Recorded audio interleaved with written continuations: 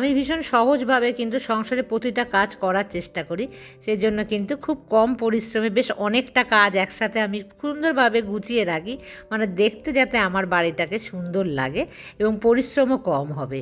আর তার সাথে একটু স্বাস্থ্য সচেতনও হতে চাই, আর হাইজেনিক জিনিস কিন্তু মেনটেন করার চেষ্টা করি। তো বন্ধুরা, তোমরা আমার সাথেই থাকো, আশা করি তোমাদের ভালোই লাগবে। কারণ শুধু দেখো কাজ করলেই সংসারের হবে না, তার সাথে সাথে কিন্তু শরীরের পুষ্টিও দরকার, যেমন খাবার খাওয়া দরকার, কাজ করাও দরকার এবং হাইজেনিক মেনটেন করে আর সুন্দর দেখানোটাও কিন্তু দরকার। আর দেখতে পাচ্ছ যে আটা মাখলাম, তো এখানে কিন্তু একটু গুঁড়ো আটা পড়েছে, সাথে সাথে দেখো আমি কিন্তু পরিষ্কার করে নিচ্ছি। এই হাইজেনিক মেনটেন করা কিন্তু সবসময় জরুরি, আর জায়গাটা যদি পরিষ্কার থাকে না, পরে কাজ করতে কিন্তু অনেকটা সুবিধে হয়। আর আটা মেখে আমি রেখে গেছিলাম, আমি কিন্তু প্রায় 45 মিনিট থেকে 1 ঘন্টা পরে ফিরে এসেছি। মাঝে কী করেছি সেটা আর শেয়ার করিনি, কারণ আমার হাউস হেল্পার এসেছিলো, সে কাজ করে গেল, তারপরে আমি ওপরে আসলাম। আর আজকে বন্ধুরা তোমাদেরকে বলছি আমি যে হাউস হেল্পারকে আমি হাউস হেল্পার বলে কেন ডাকি। আমাকে বলেছিল দুজনা যে হাউস হেল্পার বলো না, একটা নাম আছে, ওর নাম ধরে ডাকলে বেশি ভালো লাগে। আসলে ওর নামটা কিন্তু ভীষণ আনকমন একটা নাম, তো বলেই ফেলি আমি তোমাদেরকে, কিন্তু এই নামটা বলতে আমার মুখে না জড়তা আসে, আমি জানি না কেন। ওর নাম হচ্ছে হায়না। তো এই হায়না কার নাম? মানে এরকম নাম আমি যতদূর জানি কোনো অ্যানিমেলসের নাম হয়। এখন এটা ওকে নাম দিয়েছে, মানে ওকে যখন ছোটোবেলা থেকে সবাই ডাকে, তো এই নামটাই ওর হয়েছে। এটাতে ওর কোনো হাত নেই আমি জানি, কিন্তু আমার মুখে বলতে না জড়তা আসে, সেই কারণেই কিন্তু আমি এই নামটা বলি না। আমার একটা না অসুস্থ হয় এই নামটা বলতে গেলে। তবে তোমরা যদি বলো তো আমি এই নামেই ডাকবো, আর না হলে না আমি মনে মনে ভেবেছি কি বলো তো বন্ধুরা, আমি একটা ওর নাম দেবো, যে নামটা আমি তোমাদের সাথে মানে বলবো, তাহলে তোমরা বুঝতে পারবে যে হাউস হেল্পার আর আমি বললাম না। তা তোমরা আমাকে জানিও যে ওর মানে দেখো ওর মা বাবার দেওয়া যে নাম, সেই নামটা ডাকলে হয়তো ভালো, কিন্তু আমার মুখে কেমন একটা হয় বলে আমি বলতে চাই না, এটাই কারণ। আর তাছাড়া কিন্তু আর কিচ্ছু নয়। তো যাই হোক, তোমরা জানিও আমি একটা নতুন নাম দেবো না, ওই নামটাই আমি বলবো।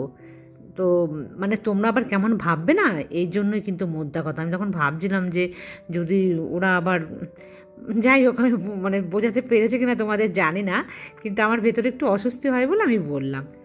ঠিক আছে, তোমরা জানিও, সেটাই আমি করব। আর বন্ধুরা, সকালে হেলদি খাবার খেয়ে নিয়েছি, দুধ রুটি বাচ্চাদের মতন, আর হচ্ছে কলা দিয়ে। কলা আমি ভীষণ ভালোবাসি, মানে একটা করে কলা আমি খাই, বেশি কলা কিন্তু খাই না, বেশি আবার খাওয়া ভালো না। তবে পটাশিয়াম আছে কলাতে, কলা খাওয়া কিন্তু উপকার আছে, আবার বেশি খেলে কোনো কিছুই উপকার নয়।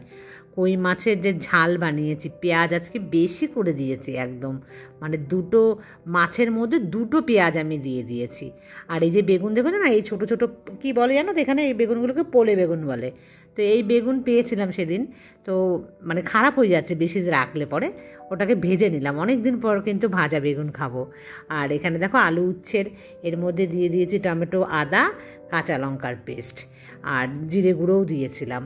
তো সেটা দিয়ে একবারে কষিয়ে, আমি ভালোবাসি বন্ধুরা। আর মধুমিতা বলেছিল যে ও বানিয়েছিল, ওর ভালো লেগেছে। আর চৈতালি বলেছে ভীষণ তেতো হয় এইভাবে। হ্যাঁ, যারা তেতো খেতে ভালোবাসে তাদের ভালো লাগবে, তাছাড়া কিন্তু কারো ভালো লাগবে না। তবে এই রেসিপিটা না আমার বাবার বাড়ির, এটা কিন্তু আমার শ্বশুরবাড়ি না, আমার শ্বশুরবাড়ির লোকরা এসব খায়ও না। আর আমি যেহেতু ছোটোবেলা থেকে খেয়েছি না। আর জানো তো বন্ধুরা, এই যে আলু উচ্ছে দিয়ে মাছের ঝোল হয় না, এর মধ্যে জানো তো মাছ, জ্যান্ত মাছ দেয়। আমরা ছোটোবেলায় খেয়েছি, তেলাপিয়া মাছ বা রুই মাছ জ্যান্ত, যে সেই মাছ দিয়ে কিন্তু ঝোল করে। হ্যাঁ, তিতকুটি হয়, কিন্তু ওটা খেতেও ভালো লাগে। মানে যারা ছোটোবেলা থেকে খেয়ে অভ্যস্ত তারাই শুধু পারবে, তাছাড়া কিন্তু একদমই কেউ পারবে না। আর কি বলো তো বন্ধুরা, আমি না ভীষণ মানে খেতে ভালোবাসি, সেটা তোমরা বুঝেই গেছো। আর আমার বাবার বাড়ি না ঢাকা, বাংলাদেশে যে ঢাকা ডিস্ট্রিক্ট বলে, সেই ঢাকা ডিস্ট্রিক্টের লোকরা খুব খেতে ভালোবাসে। তরি জুতিতে খাওয়া, আমি একা থাকি, যেটুখানি খাই না কেন আমি কিন্তু তরি জুতিতে খাওয়ার চেষ্টা করি, বুঝেছো। তো একা থাকবো বলে খাবো না তা নয়, আমি যেরকম গায়ে গতরে খেতে কাজও করব, তেমন আমি কি বলো তো, আমার যে মানে আমি যেগুলো খেতে ভালোবাসি সেই খাবারগুলো অল্প অল্প করে হলেও আমি খাবো।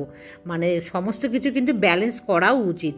আর চৈতালি বলেছে মাছ ছাড়া আমার চলে না। হ্যাঁ, আমার একদমই চলে না, আমি মাছ খেতে কিন্তু ভীষণ ভালোবাসি। আর একেতে বাঙাল, তার উপরে মেচো বাঙাল আমি, তো সেই কারণে মাছ তোমরা আমাকে যতই দেবে না কিন্তু আমার নেই।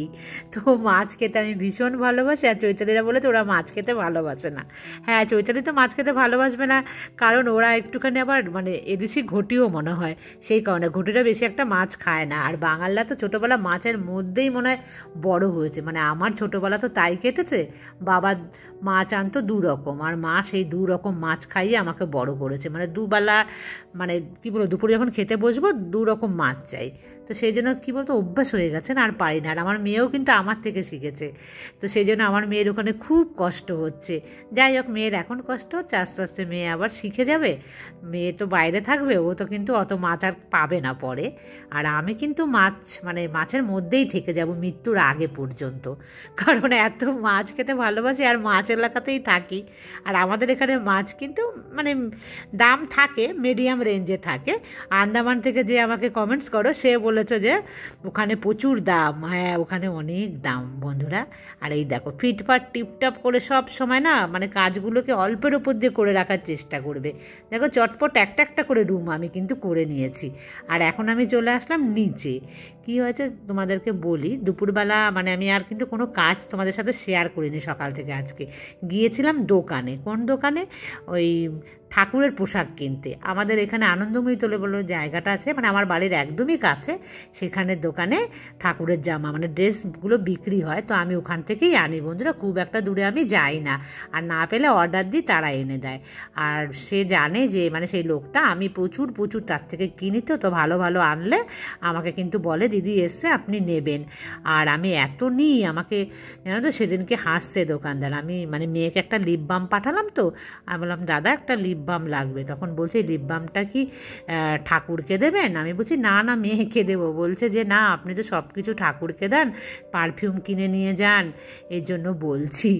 আপনি তো ঠাকুরকে সাজাতে খুব ভালোবাসেন। আমি বললাম হ্যাঁ দাদা ঠিক বলেছেন, আমি ভীষণ ভালোবাসি।